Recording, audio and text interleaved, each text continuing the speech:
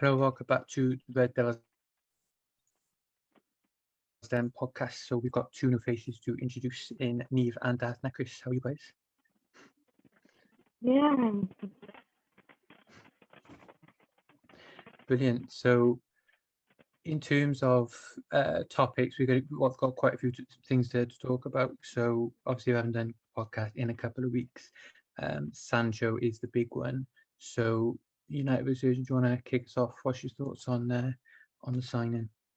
I mean, it's finally done. We've all been waiting for this for 2-3 years at this point. I think when Ollie first came in, the rumor was he wanted Sancho, but we didn't secure Champions League football. And then I think I heard David Ornstein back then of the BBC saying Sancho won't move to United without Champions League football. It got delayed a year. Then the fee last year, 120 million euro or nothing. And now finally we've got it done at our price. So it's just great to see. He's obviously a fantastic player. We'll add a dimension to our team creatively. And then most importantly, having someone on the right who will hopefully stay on the right to some extent will kind of create space for Rashford on the left and Bruno Fernandes in the middle. And, that space is really what we need to get through those low blocks. So it's just going to be great to see. No, I was just going to say, I think we sort of need to temper our expectations because I think a lot of people sort of assume he's going to hit the ground running. But I think we need to remember that. I mean, the guy's 21. He's a young lad. I'm speaking like, I'm older than him. I'm 2 years younger than him. But at the end of the day, you can't just expect him to be Bruno Fernandes and come in and just revitalize what we're doing. And he's going to have a difficult start because he's obviously on a break at the moment. He's off on holiday with Rashford or whatever, isn't he? So he's only going to have like one pre-season game. So yeah, it's going to be difficult for him to sort of, be his best sort of self straight away. But yeah, I don't know. Go on, Neve. So like Sancho will now ban Paramount Masaka so much. Like Paramount Masaka now will be able to attack and then he can be able to defend as well. But like now he's gonna have Sancho helping him creativity. Like it's gonna be good for him as well. Yeah, for sure. Darth, do you want to say your first words? Yeah. What's your thoughts on Sancho? I'm finally glad we got him. It's taken longer than 2 years. We wanted him when he was about to leave City. For what I know, like we asked City about him, and City refused us instantly. They're like, nope, didn't even blink about it. But I'm so glad we got him because he benefits us massively. Like we are a lopsided team that everything we do is created on the far left, and like when teams defend against us, they'll just shift to the left because that's where we attack because everything is there for some weird reason. And now we've got another outlet in Sancho. Most teams, in fact, all are going to be like, right, they now look more dangerous on both sides. You have to now defend properly, not just go, oh, well, we all shift to the left. Thanks. Again, with Wan-Bissaka, he will be fantastic with him. I feel Wan-Bissaka was getting better, like with his crossing and stuff like that. But when he was left on the right on his own, everybody would have two players on him because there's no one really there, if that makes any sense. Yeah, for sure. Daniel, what's your sort of reaction to the signing? Obviously, it's not official yet at the time of recording, but what do you sort of think he brings to the team? Just my first reaction is just relief. We've been after him for so long, and it's finally done. Then, in terms of what he brings to the team, just another specialist winger. He's an anomaly, really, in the sense of he's perfectly comfortable on both sides, which is rare. You normally have someone having a preference, whereas he seems to be a very comfortable goal scorer on the left, creator on the right, and he's comfortable on both sides. So we finally have a specialist right winger. He He provides creativity in breaking down low blocks. He's just everything we need really, and he's got time on his side as well. Being only 21, he's going to be here for a long time. He's only going to get better. Just a brilliant signing. I'm so happy to have him, honestly. But yeah, lastly, Dan, what were your thoughts on it? I think anyone that knows me and listens to this and follows me on Twitter knows that like how big of a fan I am of this guy. Every podcast we've done, even halfway through the season, I'm still banging on about him now, and sort of updating the listeners of how he's getting on. Just sort of going off. You mentioned something earlier about tempering expectations with him, and I do totally agree. And one thing that's really easy to forget, because obviously he moved to Germany when he was so young, and he's a young English winger, but yet he's never actually played in the Premier League, and that's something that's really easy to forget because of his nationality and things like that.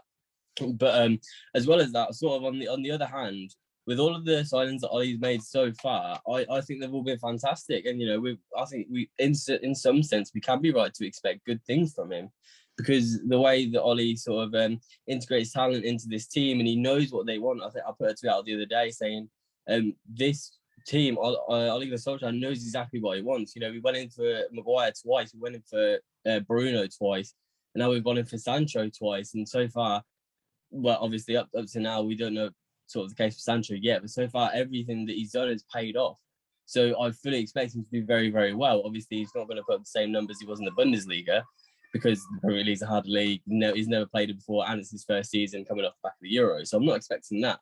But I certainly do expect massive things. And as well as what the boys said about Aaron Wan-Bissaka, I think that's bang on as well.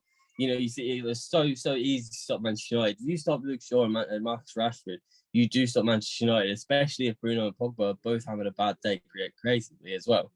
And, it's a lot of the time when Mason's playing, sometimes he can go very narrow. He can go very close to Eddie Cavani when he's playing on the right. And because sort of not the back end of the season, but sort of like halfway between the middle of the end, Aaron Wan-Bissaka did improve significantly in an attacking sense. But it's like before that, and some games as well, he's left with so much space on that right, because clubs know that he's not the best in an offensive sense. But if you put Sancho on that right next to him, that's going to stretch that back line, and it's going to make more space in the centre as well for Eddie Cavani, for Tony Martial. So in so many different areas of the pitch, it's going to create space and dangerous opportunities that we just didn't have before. One thing I found really interesting is you mentioned how he's not going to put up the same numbers that he did in the Bundesliga, and obviously that's true. But I think it's going to translate a little better than what we saw with some of the Chelsea signings last summer. If you look at Kai Havertz, for example, his shot-creating actions in the Bundesliga for Leverkusen were just under 4.5. And then in the Champions League, in the same season, in the same team, they were around 1.7, 1.8, something like that. So it dropped off to almost a third. Whereas with Sancho, it was around 5 roughly in the Bundesliga this past season. But in the Champions League, he was still over 4.5. So it was pretty close. And, that kind of thing, I think, does bode well for the numbers to translate to the Premier League. With Havertz, what we saw was it was kind of halfway in between. And if it's halfway in between for Sancho, since the gap is so little, that would still be like 4.6, 4.7 shot creating actions per 90 minutes, which is absolutely incredible. So especially from a player so young. So I think that gives me a little bit of optimism that we're not going to see a Werner effect or a Havertz effect this time. Yeah, 100%. Anyone else wants to add on Sancho? Yeah. Well, mine's just going off Resurgent talking about Havertz. I'm a huge fan of Havertz. I loved him at Leverkusen. And the reason I thought he struggled was Lampard didn't help him at all, if that makes sense. He needed a shoulder, like an arm around the shoulder, not a thrown under the bus. Maybe it's because Ole Gunnar Solskjaer. Yeah, he did. And put Havertz in the 10, just say we signed Havertz instead of Bruno. Okay, Havertz wouldn't do Bruno's numbers, but they wouldn't be as far off as people make out, because Ollie built this 4-2-3-1 dedicated to a centre second mid. But yeah, I just want to go off. I really like Havertz, and I think he's class. Oh, he's absolutely fantastic. I was just trying to make a comparison. I think no, one get it. thing as well with Sancho, what will make the transition better is his relationship with, his nationality. He's an English boy and he's best mates with Marcus Rashford. And, he's definitely going to get on with the other English lads in the camp, especially coming off the back of the Euros as well. So that'll definitely make it a bit easier for him to integrate into the squad. And that might help him in terms of his output in games as well. Yeah, for sure. So moving on to outgoings then. Obviously, Tellez has been linked with a move away to Roma. I know Fabrizio Romano sort of says, yeah, it's probably not going to happen. But Resurgent, what were your thoughts on that? Would you loan him out? Do you think there's anything in it? So I don't know if I was on the podcast or on Twitter. I know I've said it on Twitter, but I kind of think of Alex Tellez as Diogo Dalot of the man bun. I'm not his biggest fan. When we signed him, I was hoping we'd get Reguilon instead. I don't think he's necessarily the best fit for the way we play, but he's absolutely adequate as a backup. So for me, I'm happy to keep him. He's not a player I want to sell. And I think that's the key thing here. If he wants to leave, if he wants to be a first choice somewhere else, that's okay if Roma give us all our money back. We paid about, I think, 15 million euros plus 3 million euros in add-ons per the BBC. So if Roma want to give us that money back and take him, we can go and get somebody else. It's not a big concern, I don't think. But having said that, it is a bit of a concern if we end up in a situation where they're trying to get a loan, because I mean, we just invested all this money in this player. He's an older player. It's not like we're sending him there to be developed. And so given that, for me, I think the key thing that we can do is either say pay up the money that we paid or go away. And I think that's ultimately what it comes down to. Yeah, pretty much agree with that, apart from the Dalot with the man bun. Well, you love but yeah, Dalot, so for Dan, you, that's a great go on. compliment, Reese. No. Yeah, well, actually, yeah, to be fair, I think Dalot could be the backup to Wan-Bissaka. So if he can do Tellez's job, then I'd be happy. But yeah, Dan, what are your thoughts on Tellez? Would you think there's anything in loaning him out? Or Just to echo Resurgent's point, I mean, I don't see the point. Do you know what I mean? It wouldn't do us any good. I mean, the only thing it would be doing Jose Mourinho a favour. Who the fuck wants to do that? Nobody. Do you know what I mean? And then as soon as Spinazzola comes back, which is obviously not for a while, but he's just going to be back on the bench again. So it'd be us, weakening our squad, which Ollie's, purposely bringing in depth for, to help Jose Mourinho in Serie A.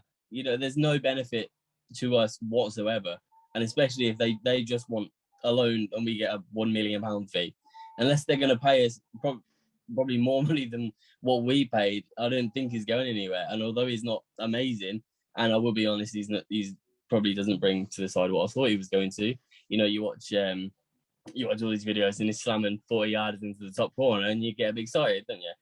But no, I can't see it happening, especially if they just want a loan anyway. And all it does is help Jose and it weakens our squad, so Jose can get fired.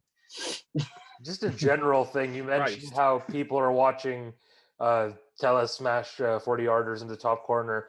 If you're ever watching or ever looking into a defender and all you're seeing are forward passes or assists or goals, that compilation is complete bullshit.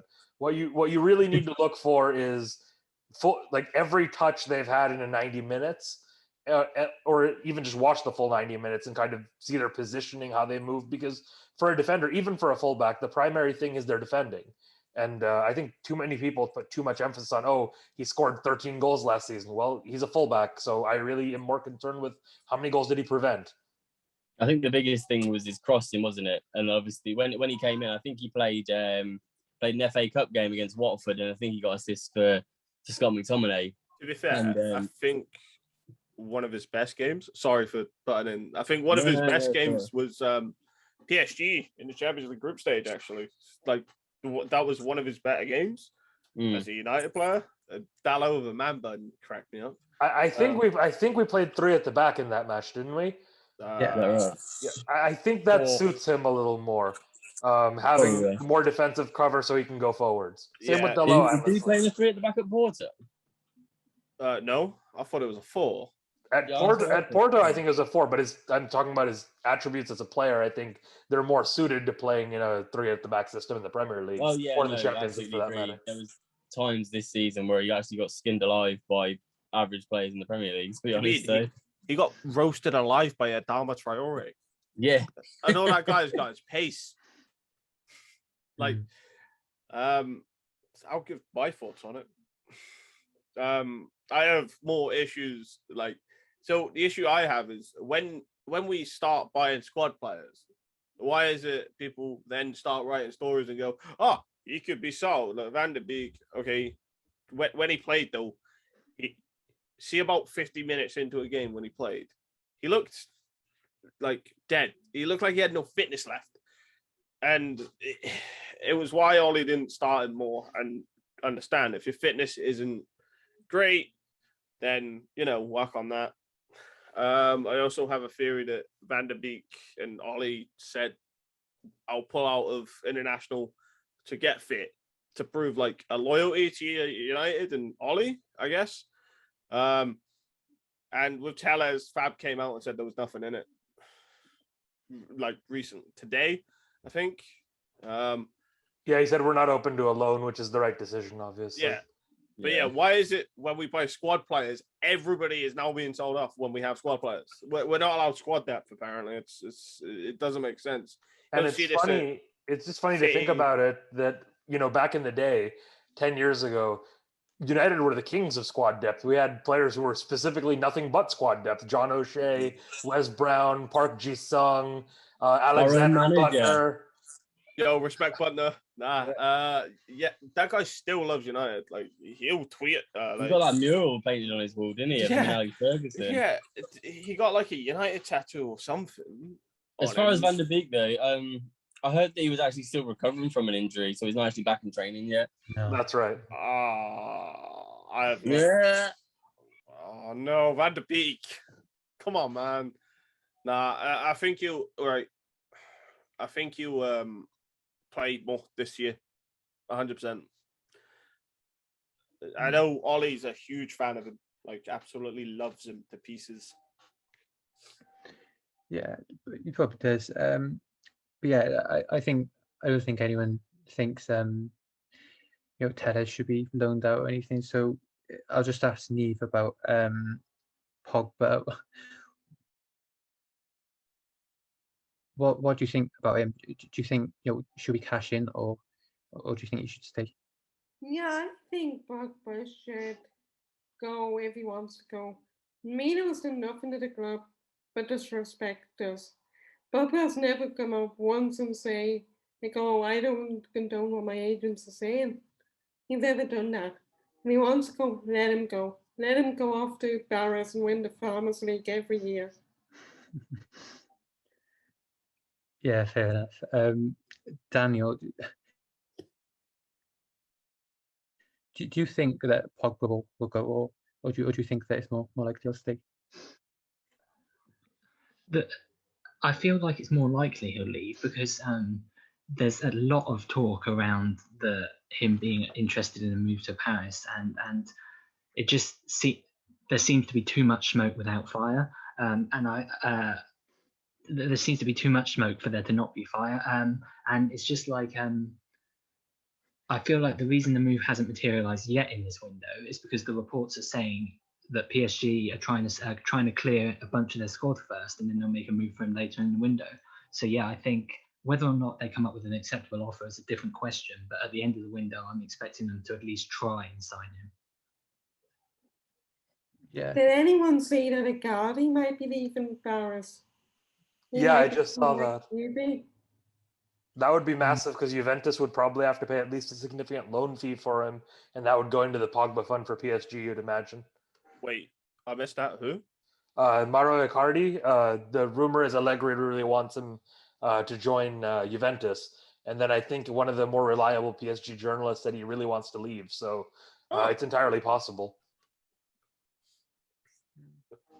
But yeah, sell Pogba. I'm kind of done. I was done like 2 years ago with him. I was tired of his stuff, tired of all his brothers, his agent.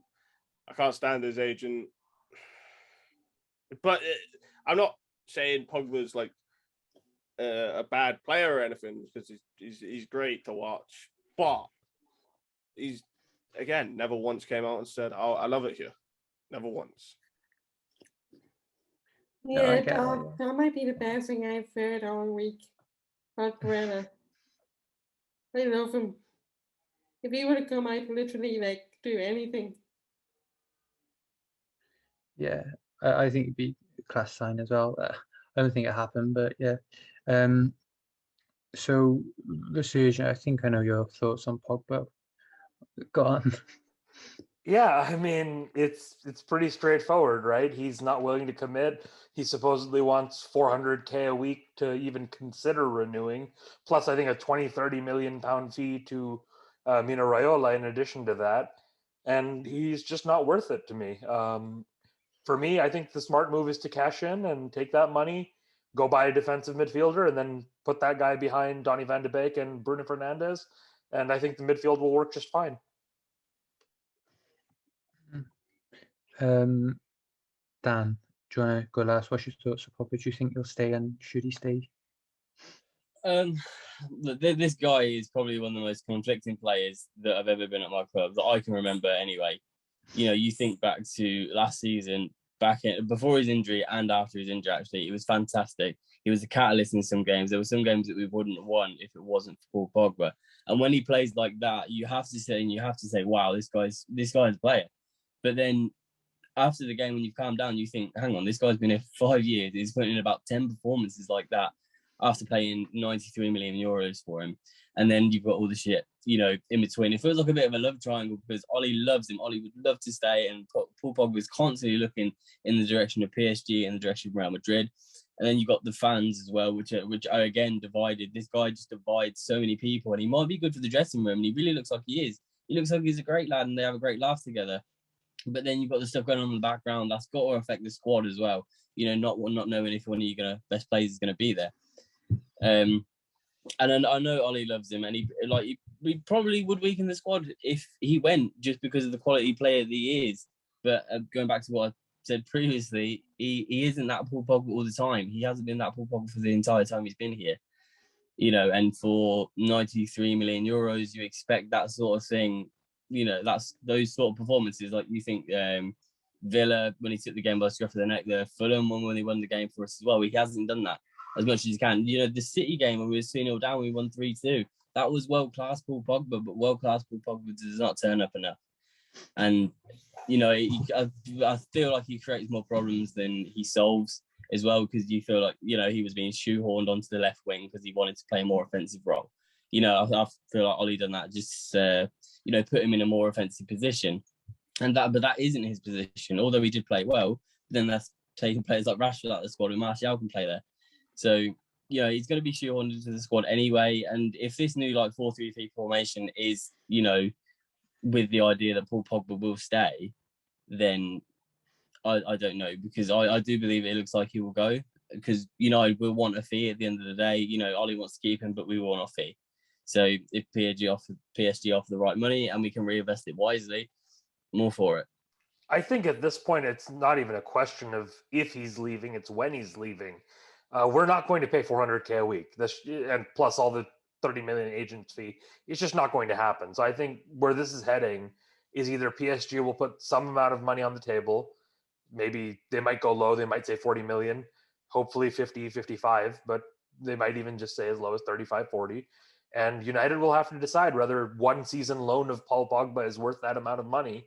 And I think as long as it's a reasonable sum, it's not. So that's kind of the situation we find ourselves in, where we're being held hostage by Mino Raiola. And people will say, oh, well, Pogba loves the club. He has a bad agent and it's Raiola's fault. And, you know, they'll call Raiola every name under the sun. But ultimately, the player is the one who makes decisions about his future. Romelu Lukaku was represented by Mino Raiola briefly. He got dissatisfied with the way he was being represented, and then he switched to Federico Pastorella as his agent. So you don't have to stay with Mino Raiola, and Pogba chooses to, and that is in a way making a statement about how he feels about United. Another one that left Raiola was Sergio Romero, and a lot of people forget that. And I'm like, Jesse Lingard too. Oh yeah. just gonna say. Yeah, see when Jesse went with Raiola, I was like, he's probably leaving, and then he left him, and I was like, that's odd. Yeah. So I don't have too many problems with Paul Pogba the player. It's just the agent. I mean, I'm not gonna say Paul Pogba the person because I don't mind his personality or haircuts or anything like that. But I think obviously people have said he's been really inconsistent, which Dan touched on. But I think since he came in and sort of since Alex Ferguson left, the team has been really inconsistent as a whole. So it's difficult, really, even if you are a £90 million world class player or world class talent, it's difficult to really get some momentum going when everyone else around you is just not performing. And I think when the team has been performing well, Paul Pogba has performed well. Like if you look at when Ole Solskjaer first arrived, he was the best player in that sort of 3 months when we were playing really well. And I think last season as well, in the periods where we were playing well, which is pretty much all the time apart from the first few months, Paul Pogba was one of the better players or the star players in the team. So I don't know. I think what it ultimately comes down to with Paul Pogba, and I think we're going to see this if he moves, is he's a player who needs extrinsic motivation. He's not somebody who gets up for games himself or, has this professional pride necessarily where he's going to chase down every ball the way that Cavani would or Roy Keane would back in the day. He's somebody who has things that he likes to do. He likes to go forward, create, and he kind of expects everybody to do the dirty work for him. I think we've seen that with multiple goals. But even the last match we've played, the Europa League final, there's that great clip of Cavani starts darting back from the opposition box. Pogba probably has a 10-15 meter head start on him. And ultimately, the one who goes back to our box to make the block is Edinson Cavani. And Paul Pogba has just stopped. So he's just one of those players. And I think the reason we saw that bump is, you'll remember, that was around the time Mourinho had called him a virus just before he got sacked. Ole comes in, he wants to show, the problem was Jose Mourinho, it's not me. And he has a great 6 months. And then he gets denied the move that he asked for. And all of a sudden his play falls off a little bit. He's more injured. He takes longer to recover. And, it just became one of those things where Paul Pogba was being questioned, where Paul Pogba kind of faded into the background. And then at the start of last season, when we started hitting form around late November time, I think it was, people started saying, is there a role for Paul Pogba in this team? And then all of a sudden he comes in as a substitute against, I think it was Burnley, scores, and then, he goes on another mini run. And then as soon as people say, Paul Pogba's fantastic again, all of a sudden the performance levels drop again. So, see every team he's been at, Juventus, when Jose got sacked, that United team, and France, he always had 2 other midfielders with him. It was always a 3 midfield, because at Juventus he had Pirlo and either Marquisio or Vidal.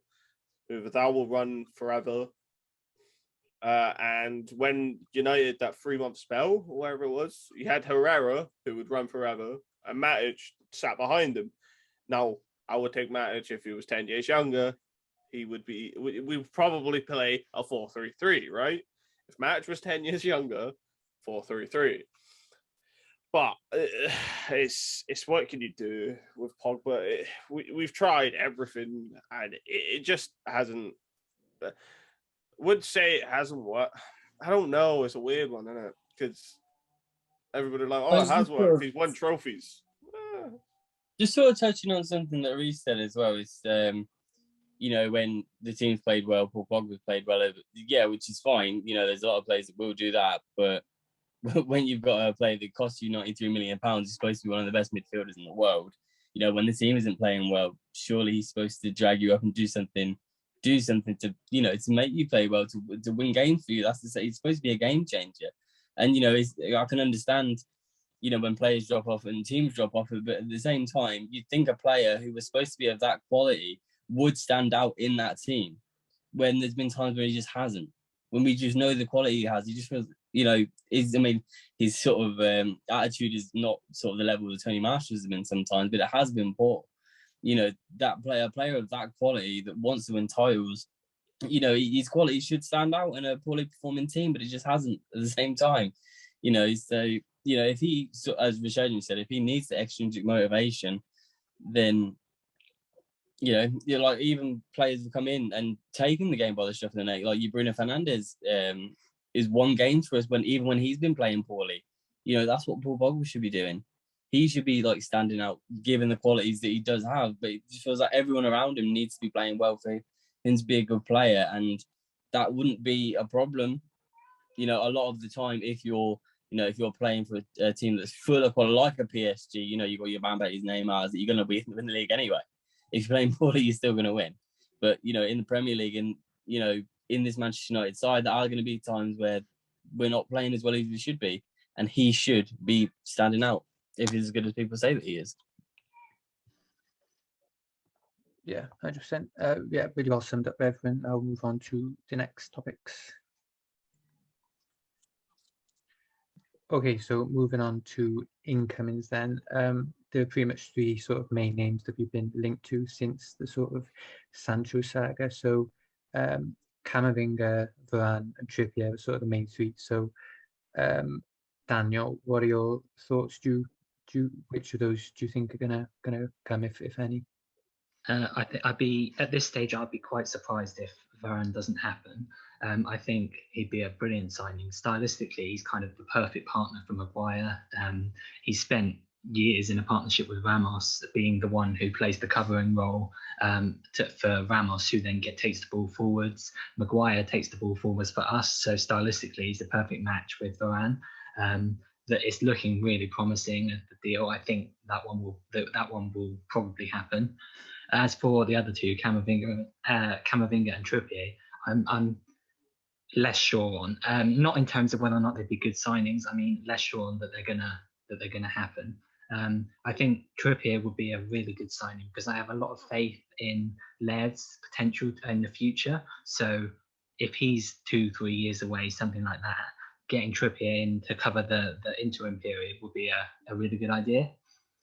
Camavinga is a tricky one because depending on who you listen to, he wants to go to France, he wants to go to England, he wants to go to Spain, depending on who you listen to. So it's hard to know if he genuinely wants to come here. If he does, I'd be happy to sign him because he's a class talent. Yeah, for sure. Darth, do you think there's anything in Trippier to United? From what there were rumors, I don't know, like there was stuff going around that his family had moved back to Manchester. I don't know how true that is. I'm sure it was in the Athletic. One of them, like a reliable one. Yeah. So you don't move your family back to Manchester and not expect to move, if you know what I mean. It's I think Trippier will come back. I think it will be a late window signing, not a now signing. Yeah, that's my thoughts on Trippier. I think he'll come. Yeah. Should I go on Camavinga or? What do you think about Camavinga? I think it's, as Daniel said, depends who you listen to, right? Because every day it's a different story. I think it's Ren trying to get someone to pay a ridiculous fee for him when in a year's time he is a free agent. So why not just wait? So if we're in for him, we're in for him. If we're not, it's just paper talk, right? And you don't get too disheartened about it. Anyway, thank you. I mean, Vermano said 30 million, but the thing is, I think the way it's sort of going, I'm not completely sure that's going to be enough because PSG as well have obviously been sort of more heavily linked to him than us as well recently. So I don't know what his preference is. Personally, I think he probably wants to go to PSG. I don't think we're going to be able to get the deal done, but I don't know what Dan thinks. Just about stuff to Camavinga news. It felt like one of those that sort of accelerated really fast and then stuck the handbrake on almost immediately. Fabrizio reported it one day, and then I think 2 or 3 days later, he said Manchester United are now pushing for the move. 35 million euros. So it was one of those deals that that went just so fast, and then just then just stopped. And like now, the past week or so, showed absolutely nothing. So whether we're waiting on his side to see what he wants to do, because I suppose he's very young. He's got to make a very important decision about the next stage of his life. Obviously, he probably never lived out of France as well. That is one that I normally don't see happening. I do see him going to Madrid next year on a free, because, you know, there has been reports that we are, at the end of the day, his third choice as well, which doesn't feel nice to fan. And I do know that Alex Ferguson said he didn't want to play if there were easy to get. He loved it when a player was hard to get, but at the same time, you don't like knowing that you're third choice for a player, do you?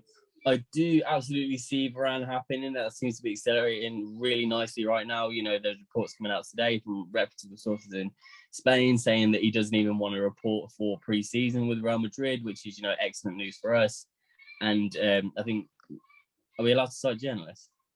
Yeah, go for it. Oh, yeah. I think Shay came out today say, I forgot what I was going to say now. What was I going to say? Oh, yeah. Or was it Luckhurst saying that he sees all the United fans online and he loves it? So we've been just spamming him with really good messages saying, you know, he comes to United. That was Jonathan Schrager. Yeah, that was the one. Yeah. But that one sounds really good. All the noises coming out of that sound great. And, you know, obviously Dan's analysis one was really, really good. He will be a fantastic partner for Maguire and a massive upgrade on Lindelof, who will then in turn provide backup for him as well, which is great. As far as Trippier goes, that is, you know, I do agree with what Necker said about that being a late window move, because, you know, you do move he's from Manchester as well, isn't he? So, and I know that they obviously want to move back. So, you know, you make those preparations, you do sort of prepare for a move. So I do think he will have to push it, because I think their one was the £30 million or 40 million euros. I think that roughly translates. Unless he pushes for the move, then I can't see that happening, because we simply won't pay that money. But I saw probably not very good sources, something kicking around 18 to 22 million pounds for him if he does push the move. And I think if we can get him from around that, I do think it happens. But apart from that, no. But I do think Varane and Trippier happen, but I can see that being the end of the incomings for us. Just on those players, Varane, I have really nothing to add. I agree with what everyone else has said, basically. Trippier, I think, is the perfect option for us to have. He's the anti-AWB in a way, whereas Wan-Bissaka is kind of average going forward and world-class defensively. Trippier is world-class going forward. He's like 99th percentile for progressive passes, whereas and his crossing is obviously amazing, whereas defensively he's kind of average. So for me, he's the perfect complement for if you're breaking down a low block, you play Trippier. If you're trying to kind of play against a bigger team, you're going against maybe Mo Salah, Sadio Mane, somebody like that, you can play Wan-Bissaka. So for me, he'd be an excellent signing. And I think there is progress being made on that. I'm just kind of reading between the lines, but some of the reports in Madrid initially were 40 million euros. And then I've seen a couple of sources recently saying 30 million euros. And similarly on the English side of it, initially United were saying, 10, 12 million pounds or something like that. And now if you look at the reports that are coming out in England, it's 18 million pounds, something like that. So the gap is closing. I think both clubs are kind of giving their positioning on negotiations, and hopefully they can meet in the middle and compromise, because he's a fantastic player. Now, Camavinga is, I think, the controversial one, because I've been very clear on Twitter. I think he is an 8, and in his present form, although he's obviously young, malleable, you can mold him into a 6 if you want to. And initially, I thought he was a perfect player to be kind of the second midfielder in a 4-2-3-1. But with the reports today that United are looking at going to a 4-3-3, I'm not sure Camavinga really fits. He's not progressive, and he's not a super progressive passer. He's good at switching the play, but he's not somebody who creates a large volume of chances or anything like that. So for me, I don't really think he fits in either of the attacking positions in a 4-3-3. And then the defensive midfield role, I think he's too aggressive a presser, too willing to vacate his position to kind of play that. So for me, if we're getting one midfielder and we're switching to a 4-3-3, I would be looking at somebody else. I mean, even in France, Tchouaméni at Monaco is a perfect fit for that 6 role. So for me, just even if people would say, Camavinga is a great talent, Oli will mold him into a 6. Well, there's someone who's almost equally as good of a talent who's already a 6 available for a similar price. So why would you go through all the work of molding Camavinga then? So for me, I think Camavinga is somebody who I'm excited about if we go for a 4-2-3-1. in a 4-3-3 is somebody I would honestly think doesn't fit the system. So the issue with Camavinga, he relies on his like strength a lot. He'll do, when Pogba uses his big frame to hold off like 4 players, and then he relies on that a lot. But he is a kid, so it's difficult to say. It's hard to say how well that translates to the Premier League, isn't it? Because it's a completely different animal. Another one for DM is Camara from Marseille as an option. Definitely. Even Bissouma, I think, would be a decent fit for that defensive midfield role. These are all, obviously, we've been mostly linked to Declan Rice, so these would all be alternatives to him. But I think any of those players are very capable of number 6s. The only question is, what formation are we playing? And then we have to sign players according to that, right? Yeah, I have a theory. Which is? What was the Fulham guy's name? Is it Aaron Gisa? Zaba Anguissa, yeah. Yeah, I thought he was great last year. Definitely good player. Yeah. I have a theory that when we have the possession of the ball and like the stronger team, the dominant team, we should like batter them.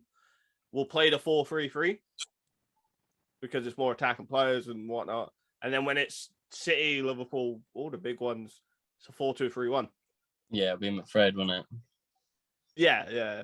That would make a lot of sense. It almost reminds me of back under Sir Alex Ferguson when we would play in the Premier League. It was often 4-4. In the earlier days, it was often 4-4-2, and then in Europe, it would become a 4-5-1, where he'd put Park Ji-sung or somebody, or even Darren Fletcher, or an additional midfielder in to kind of be a little bit more conservative. And I think having those two systems similarly would be really beneficial to us as a team.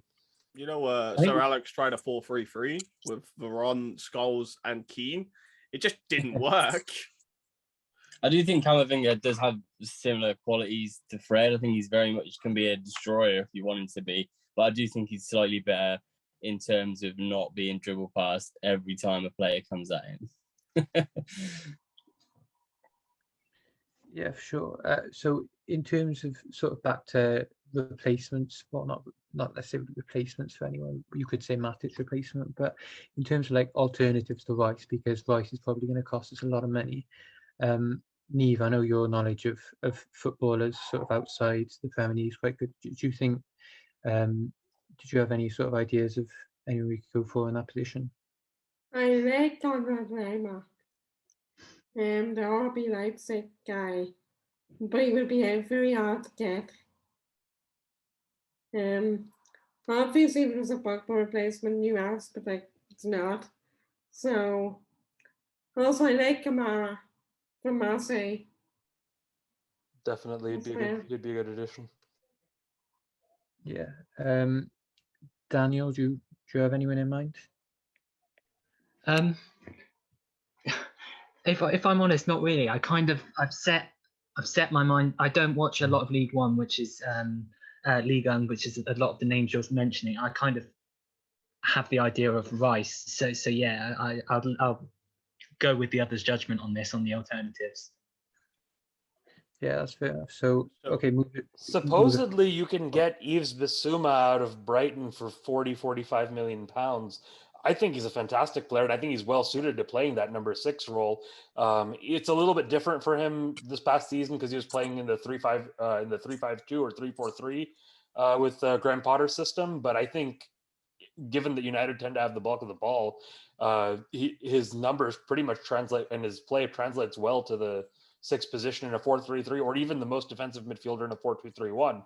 And then obviously we've already seen him play with 3 at the back. So he's Premier League proven. He just screams out to me as somebody United could be considering. And I don't know, I haven't seen us linked with him.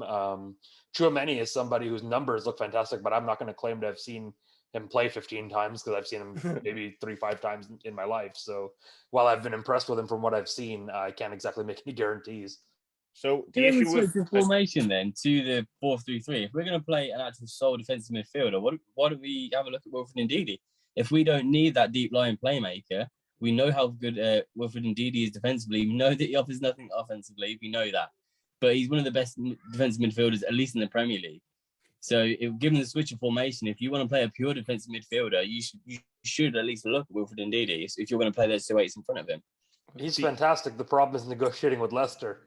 Yeah, Yeah. yeah, I refuse to. So the issue with the DM situation is it depends on what type of DM you want, because you can have that destroyer, which is Declan Rice, Ndidi. You know, Ndidi's the other great one. You've got Kante, which is the great one, or you can go for Ruben Neves, who is more deep line playmaker. Jorginho will recycle possession, keep the ball, and keep it passing, which we have our own in James Garner anyway, but who I think will go on loan again. I hope it's to a Prem club. So the way I see it is, I think the type of defensive midfielder really depends on the formation you're playing, because you look at the combinations with somebody like a Jorginho or that deep lying playmaker with the Wolves, even with Ruben Neves. They tend to be partnered by somebody who does a lot of running off the ball, a lot of pressing, a lot of interceptions, tackles, things like that. So you look at Dendonker, you look at Kante, typically plays with Jorginho. So if you're going with 4-2-3-1 and you have Fred and then Neves or Fred and somebody in that mold, you could probably make that work. But Fred I think Neves would be illegal. if you're going with a 4-3-3 though, where you've got somebody like Pogba or Van de Beek next to Bruno Fernandes, that's not a lot of defensive contribution. So in that case, you need somebody who is that destroyer, who can kind of play that role of doing the defensive work kind of for the entire midfield in a way. Yeah. Okay. So moving on then to sort of pre-season stuff like that, and the season sort of coming up. Daniel, I wanted to ask you, because you're sort of the youth specialist. Is there anything, or anyone you sort of want us to keep an eye out for? Do you think there's anyone who could really make an impact that didn't really get much of a look in last season? And why is it Joe Hugel? Hannibal's the obvious one for that, and whereas Shoretire and Elanga, for instance, had a bit of game time, he, through no fault of his own really, because he got injured at the worst time, didn't get those opportunities. So I think he'll be desperate to impress in this preseason, and he's someone I think really highly of. This kind of, no doubt in my mind, he will make it at United. It's just a case of giving how we get him to the stage where he's ready for the senior team involvement. And I think he's not far off now. He's someone that I wouldn't even loan out. I think he's that good that he could start to be phased into the senior team. So he would be the one I'd say really keep an eye out on.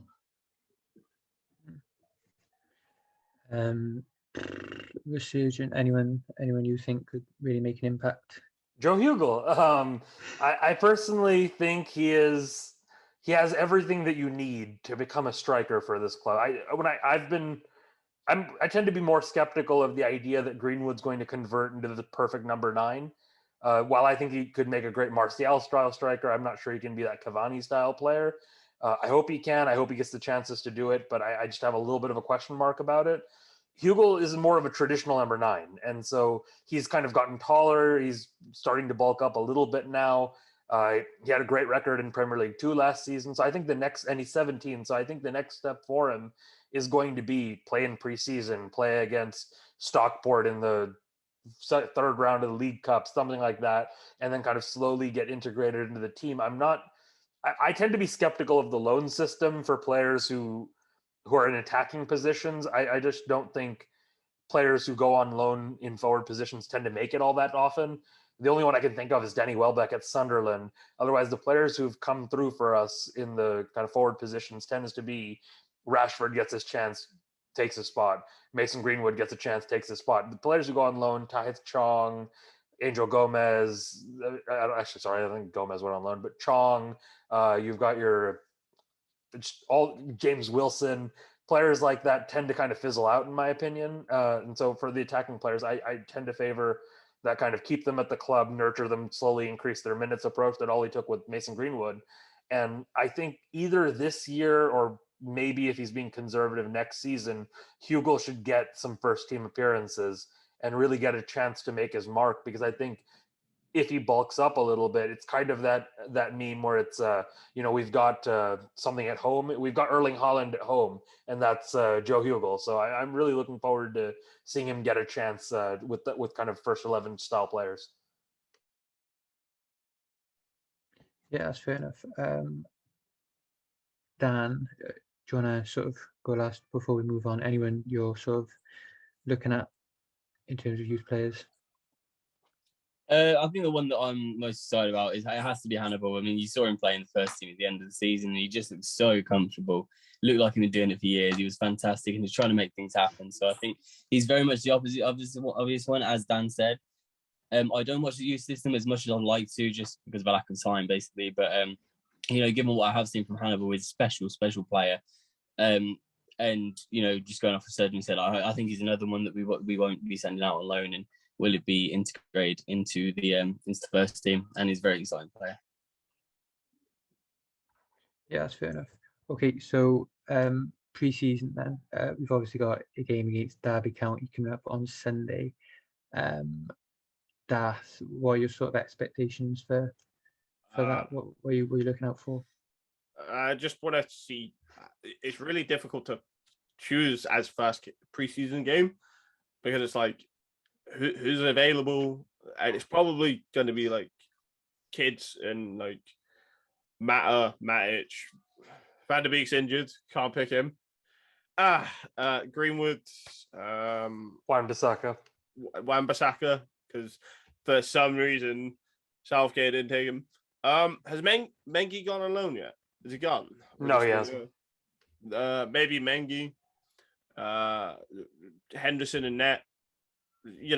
Tellez, because Tellez didn't go to Brazil, did he? It's just going to be a weird rotated team, but I want to see the rotated team do well. Even if it's a preseason friendly, it's always nice to get a win, right?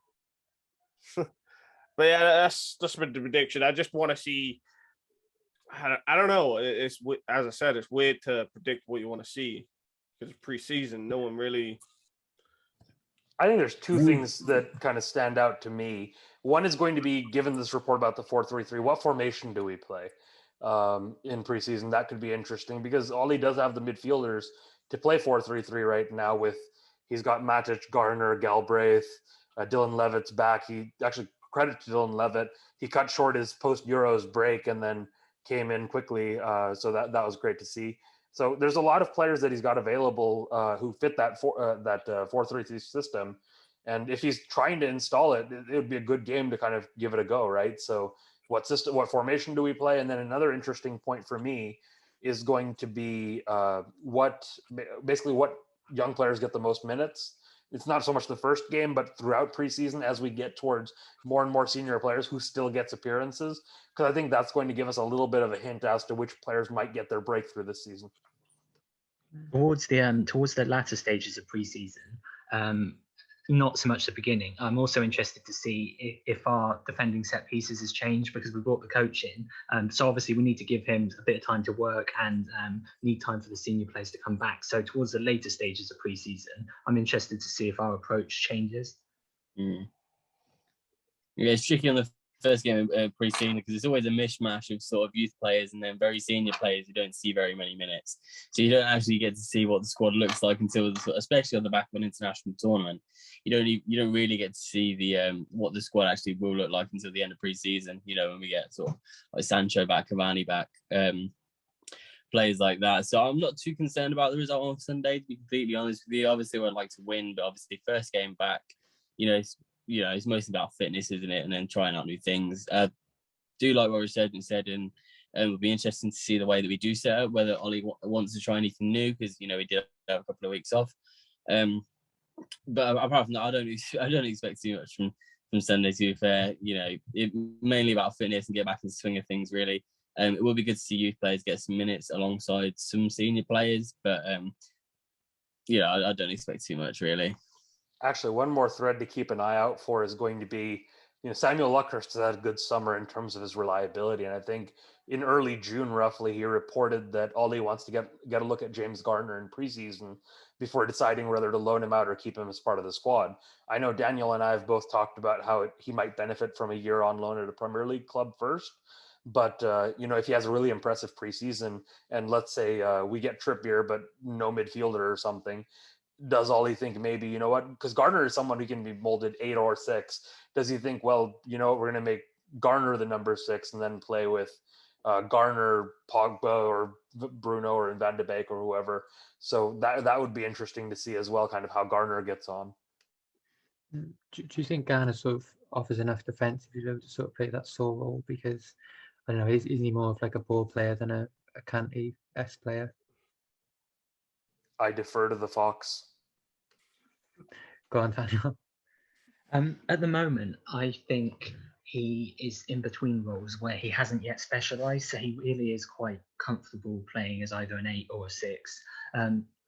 If I were Ollie, I think relatively soon you need to say to him, right, we're picking one of these roles, this is what it's going to be, and that's what you need to focus on. In my opinion, I would rather see him become a 6. I think he has that in him to dictate play from deep, and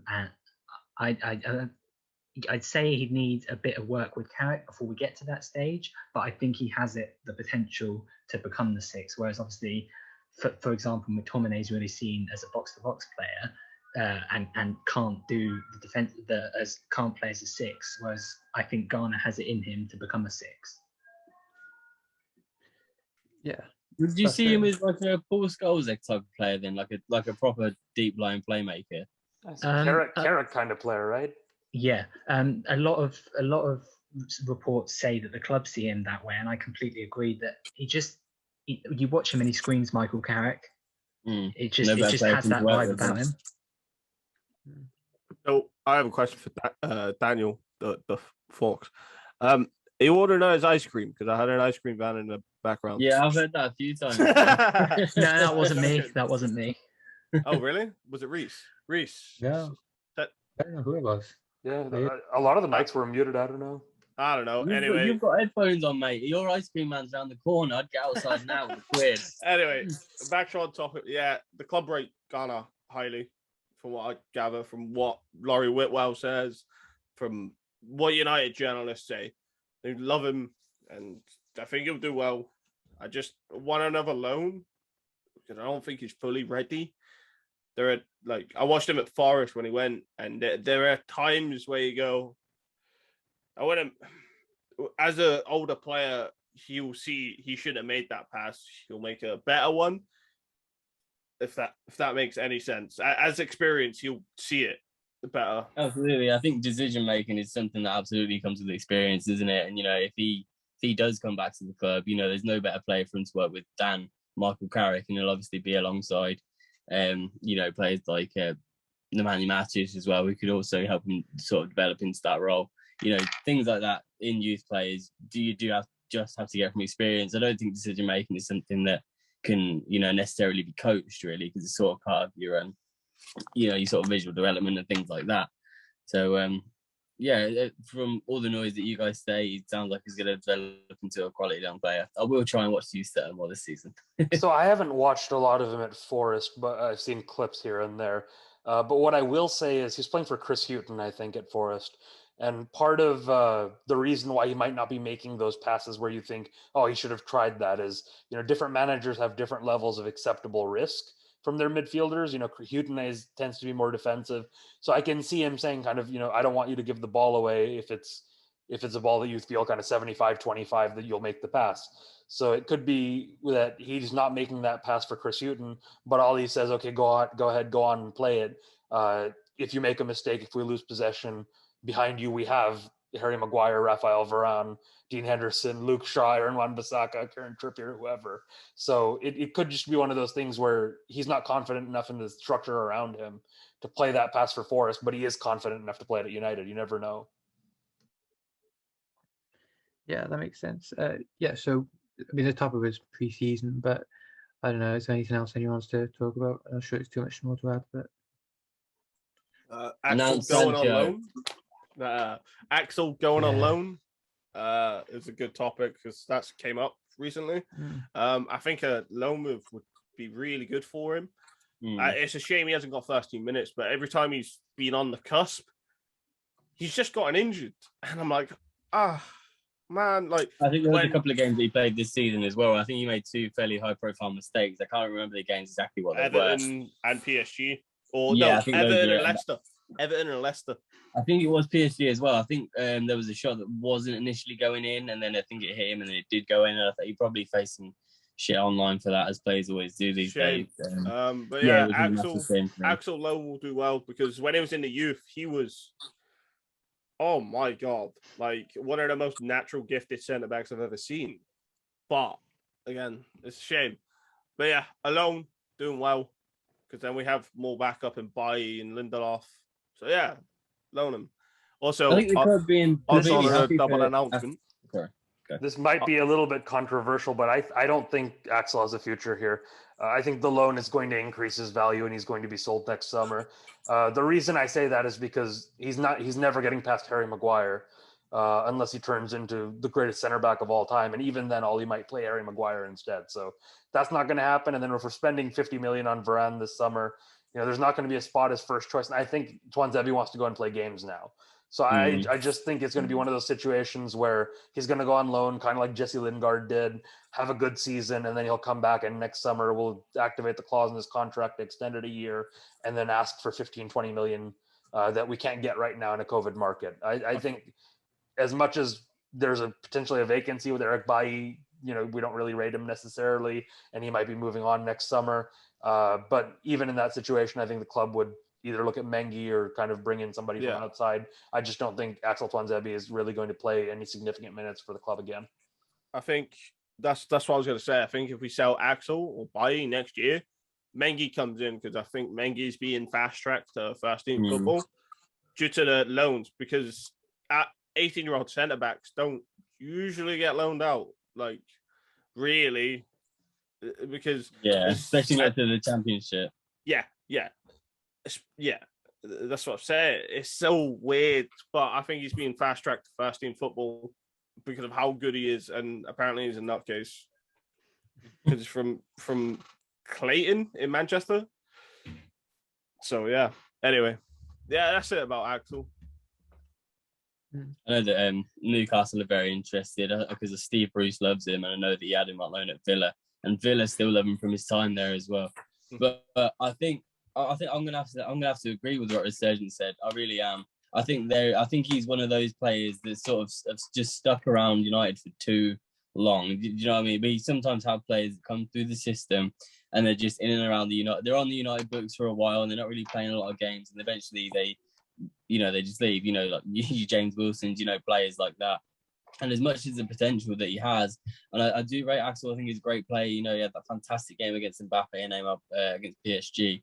But if he wants regular football, and if he really wants to find himself, he has got to move on. And that's not me not rating him as a player. That's me thinking in his best interest. I don't think he'll ever find himself truly at Manchester United, which is obviously really unfortunate.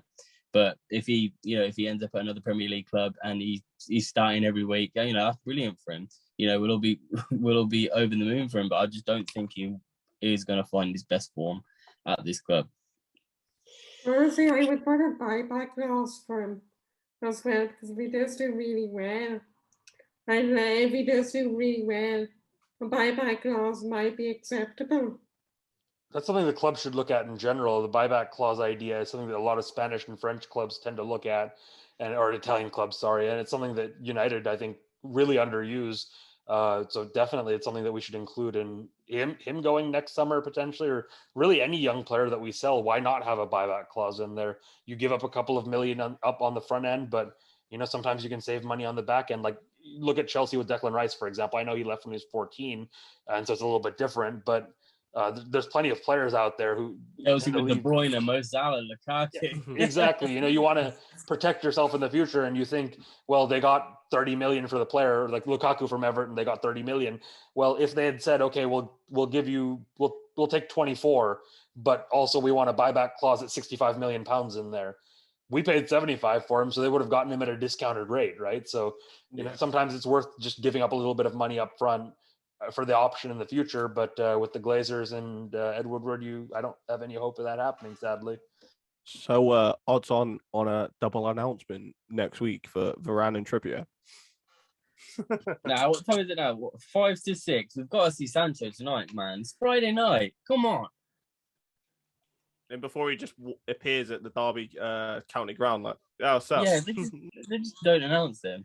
I know they're not doing this, but I would just really love the club to do kind of a bulk announcement of him, Varane, and let's say we get And Trippier Trippier. done. You know, that picture always sticks in my head of Louis van Gaal, and then he's got Schneiderlin, Darmian, and Schweinsteiger. Schweinsteiger. The Schmidfield. The Schmidfield, and then Darmian's there as well in that picture. You know, I would really love to see all the signings in one press conference with all the. He's all just of a sitting sudden. there like, what's going on here? Van Gaal's like, you what? We've signed 3. The wine and the mince pies. Okay. Yeah. Well, we haven't got too long left, so I think we'll end it there. But yeah, thanks everyone for watching. If you're watching on YouTube, do go ahead and like and give your thoughts in the comments. If you're watching elsewhere, give us a follow. But thank you very much.